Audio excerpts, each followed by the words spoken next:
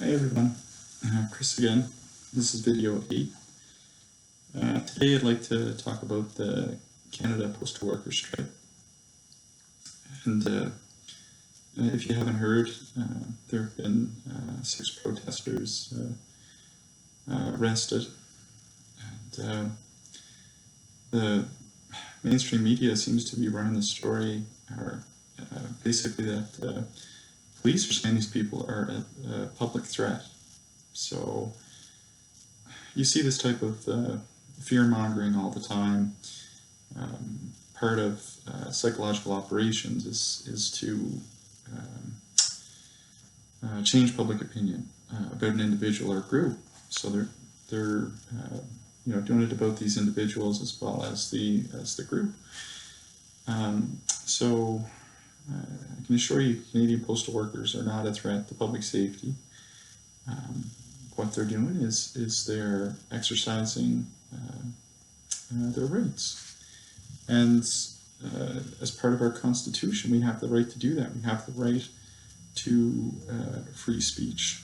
And currently, that is being taken away. And we're seeing this change to the criminalization of nonviolent protesters. This is not what our ancestors fought for. They fought for the opposite of that. And in past videos I talk about how there is this corporate takeover of our Constitution. Well, this is a prime example, right? The police are acting more like corporate security than they are in terms of protecting public safety. So, in any event, I hope the workers are able to achieve a fair resolution to this problem, because with the cost of inflation and stuff, what they're asking for is not unreasonable. And I think to maintain your current standard of living is not an unreasonable request. So I hope everyone shows their support for those individuals. However you may do that. Maybe you'll go out and bring them a coffee, share their story on social media, share this video if you want. But whatever you do, I think it's important that we all stick together, because these corporations corporations, government crush people who speak out about these things. And you see that with the recent arrests. People come under fire. They get what's known as Zersetzung, which I talked about in my other video. It was carried out by the East German Stasi. Today, the Canadian police are doing it. And Jennifer Stoddard released she's Canada's public safety minister, released a 48-page document showing the RCMP keeping these secret files on people. So yeah, there's a threat to the public. It's it's basically the harassment of individuals who speak out against corruption or stand up for their rights and protest. Right? It's not a crime to protest in Canada. These people should not be arrested. So, in any event, but we're seeing that more and more. And I think another great example is Dr. Gabriel Horn, cardiologist, works at Dalhousie.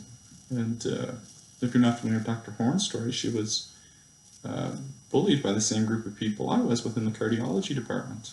And it's 15 years later, and she's still being harassed. Right? So, and it goes beyond just bullying in the workplace. I mean, they hire people like Aaron Miller, who's a PSYOPs team leader in Halifax, Nova Scotia, a recruiting sergeant, to carry out Zersetzung on people. They basically, smear campaigns and stuff like that, fabrication of criminal and psychiatric records, etc. And this is the threat to the public.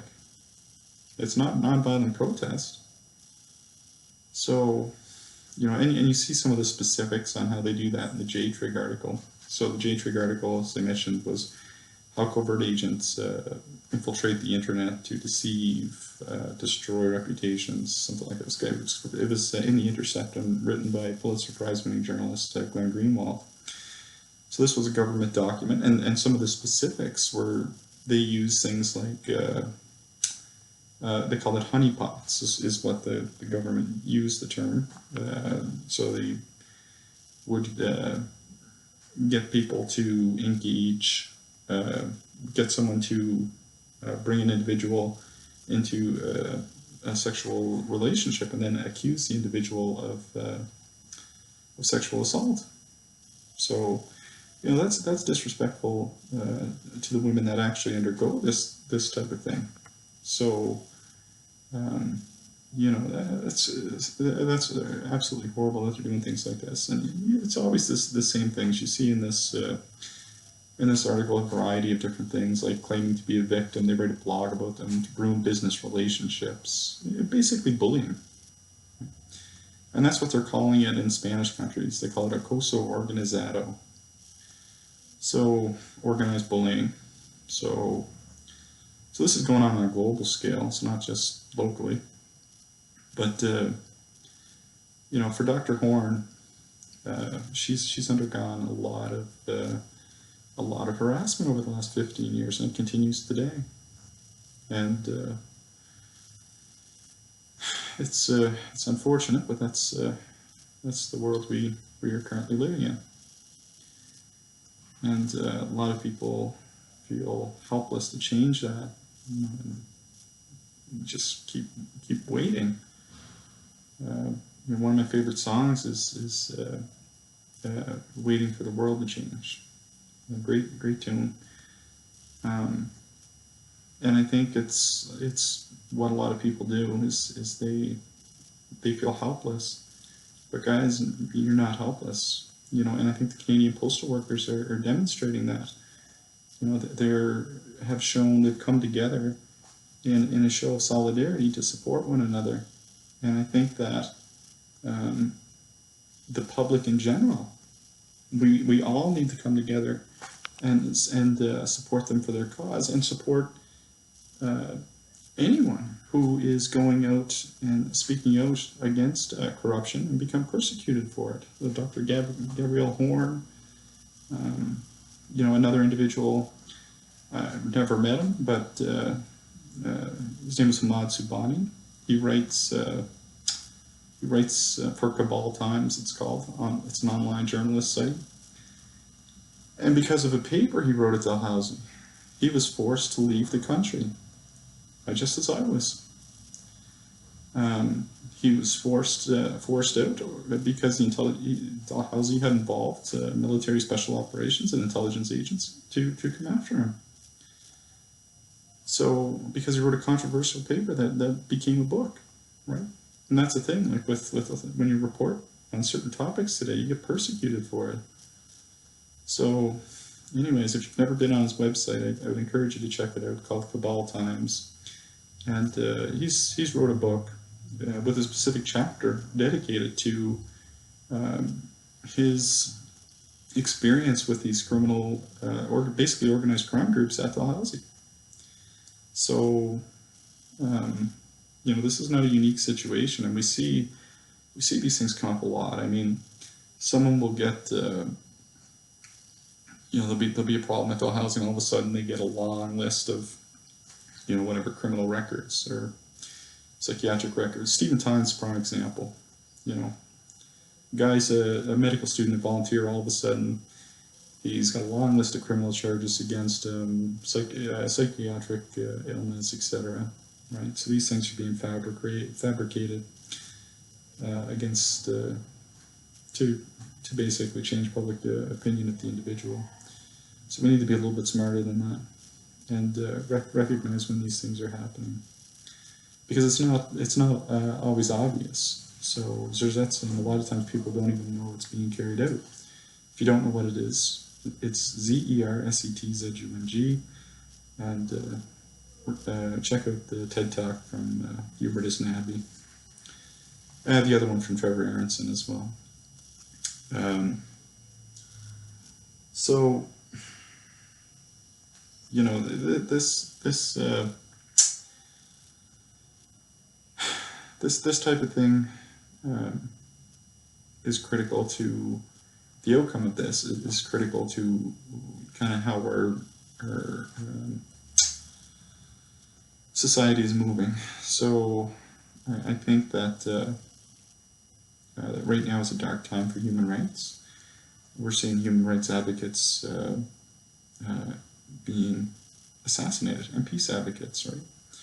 So people coming after people like Martin Luther King and Nelson Mandela, labeling them as terrorists, Nobel Prize winners, right? Nobel Peace Prize winners. And we know that they're not any threat to public safety. And we hear all this talk about the fake war on terrorism. And I talk about it a lot, you know, and it's a fake war on terrorism because the individuals they're labeling as terrorists are often peace advocates that are being labeled as terrorists. But there really are terrorists out there, and the biggest terrorist threat to public safety is military special operations and the intelligence agency that are going after innocent individuals, labeling them as terrorists, and fabricating criminal and psychiatric records and then killing them.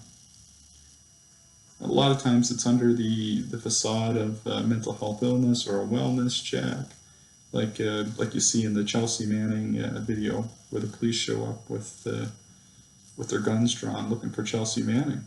Now, if you're not familiar with Chelsea Manning, she had released video footage of the United States military killing civilians. So, you know, and since that time, she's been vigorously harassed and psychologically tortured, as I've been. And, you know, like Hamad Subani, I also had to leave the country, and I was lucky enough to receive asylum and international protection in Ecuador. But still continues today, and it's horrific. So the individuals of the Canadian postal workers that have been arrested, I would encourage them to keep a close eye on their communication. So I would recommend using the network protocol analyzer Wireshark.